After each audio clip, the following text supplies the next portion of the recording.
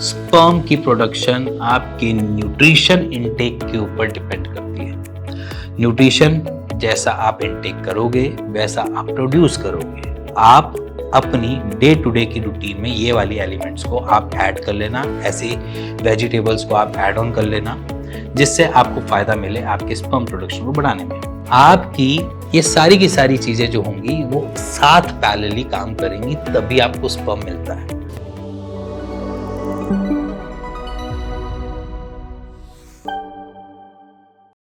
नमस्कार, मेरा नाम डॉक्टर हिमांशु धवन और सीड फिट में आपका स्वागत है। क्योंकि सीड फिट पे आज बताने जा रहा हूं बिना किसी एफर्ट लगाए आप अपने स्पर्म काउंट कैसे बढ़ा सकते हैं। इजी है, ध्यान से सुनना और ध्यान से समझना। और अगर जो मैं आज बताने जा रहा हूं उसको थोड़ा सा आप स्क्रीनशॉट ले लेना, थोड़ा सा कहीं में लिखना है तो लिख लेना, क्योंकि आपकी स्पर्म की प्रोडक्शन आपके न्यूट्रिशन इनटेक के ऊपर डिपेंड करती है। न्यूट्रिशन जैसा आप इनटेक करोगे वैसा आप प्रोड्यूस करोगे।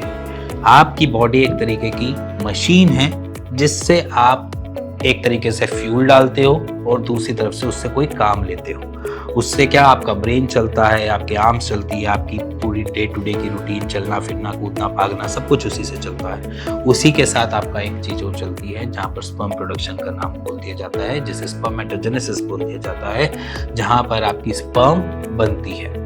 तो स्पर्म की रिक्वायरमेंट जो होती है वो बेसिकली आपकी कुछ चीजें नेसेसिटी है, जैसे कि आपका जिंक, दूसरा प्रोटीन, तीसरा सेलेनियम, चौथा विटामिन डी और पांचवा B12। ये कुछ ऐसे तत्व हैं जिससे हम ये कहते हैं कि आपकी बॉडी में अगर कमी है इन सारी चीजों की तो आपके स्पर्म काउंट लो हो सकते हैं। तो आज आपके सामने मैं एक चार्ट बना रहा हूं जो जिंक रिच फूड है।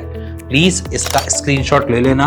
अगर आप ग्रोसरी की शॉपिंग करने जाओ तो आप अपनी डे टू डे की रूटीन में ये वाली एलिमेंट्स को आप ऐड कर लेना, ऐसे वेजिटेबल्स को आप ऐड ऑन कर लेना, जिससे आपको फायदा मिले आपके स्पर्म प्रोडक्शन को बढ़ाने में। सेकंड, प्रोटीन की रिक्वायरमेंट किससे पूरी हो सकती है ये आपको भी पता है, मेरे को भी पता है। मोस्ट ऑफ द केसेस में हम ज़्यादातर डेयरी प्रोडक्ट से मिल जाता है या फिर एग वगैरह चीज़ों से मिल जाता है। बट फिर भी मैं आपके लिए एक चार्ट बना रहा हूँ। जो वेजिटेरियन है वो वेजिटेरियन की क्लास को देख लेंगे, जो नॉन वेजिटेरियन है वो नॉन वेजिटेरियन की क्लास को देख लेंगे। बट इसमें मैंने पूरा का पूरा चार्ट बना दिया, इसका भी स्क्रीनशॉट ले सकते हो। प्रोटीन कहाँ से हम डिराइव कर सकते हैं और अपनी बॉडी पे लगवा सकते हैं। इसी के बाद बात करते हैं थर्ड पॉइंट पे, जहाँ पर रिक्वायरमेंट होती है हमारी सेलेनियम की। सेलेनियम की भी रिक्वायरमेंट है, जो है वो सारी की सारी चार्टिंग में मैंने डाल दी है कहाँ से आप गैदर कर सकते हो। बट कुछ चीज़ें ऐसी हैं जो तीनों में ही आपको कॉमन मिलेगी, जैसे कि एग। एग जो है वो एक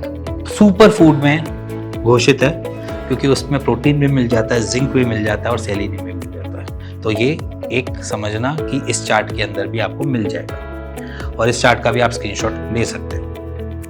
अब रह गई B12 और विटामिन डी।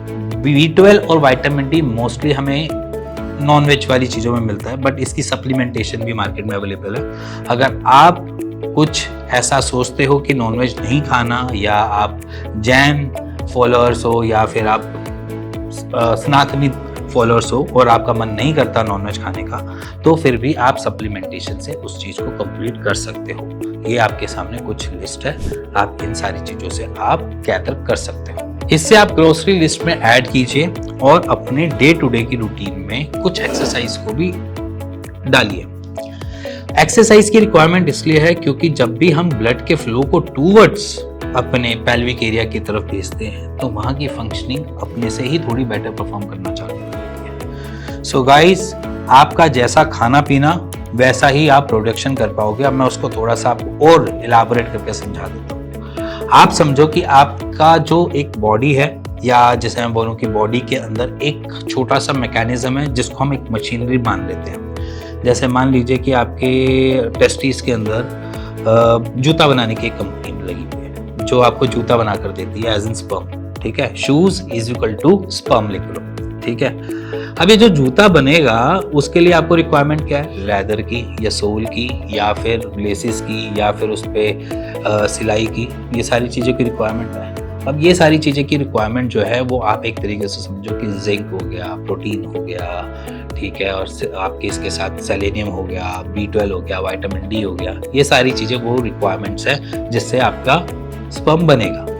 अब स्पर्मेटोजेनेसिस जो है वो बेसिकली आपकी एक जूता बनाने वाला प्रोडक्शन हब है। अब उसमें क्या है कि इन सारी चीज़ों की रिक्वायरमेंट लगेगी, और इसके साथ साथ आपको बिजली चाहिए, तो वो आपको FSH और LH हार्मोन जैसी चीज़ें बिजली प्रोवाइड कराएगी, ठीक है, ट्रिगर्स देंगी।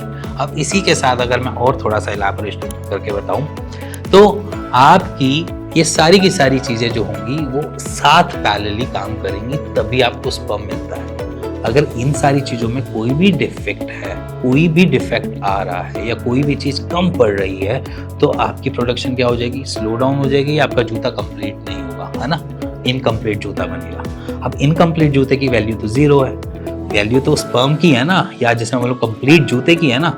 अब कंप्लीट जूते के लिए हमें इन सारी चीज़ों की रिक्वायरमेंट पड़ेगी। जब ये रिक्वायरमेंट पूरी हो जाएंगी तो आपका जूता या फिर आपका स्पर्म दोनों बराबर तरीके से बन जाएगा। तो ये एक बेसिक फंडा है, इन सारी चीज़ों को समझो।